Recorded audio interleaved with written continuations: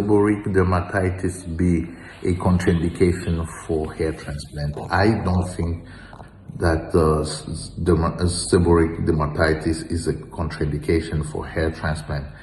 Obviously, if you have a lot of dermatitis, is gonna bleed during the surgery, you're gonna have a lot of crust in post-op, but it's important to treat the condition prior to surgery. So there are different medication, different shampoo.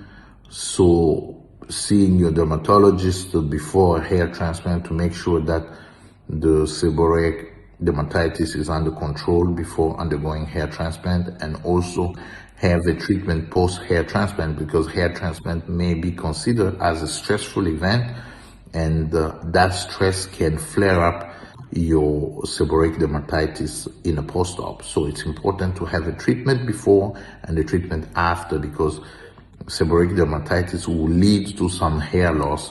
So it's important to treat the condition if you planning on having a hair transplant, or if you have a hair transplant and you're prone to seborrheic dermatitis, you need to have a treatment. So see with a dermatologist to have a good treatment for that. Hey, thank you so much for watching our video. Please go to bhrclinic.com, and why not fill out our online consultation form to have a free appraisal.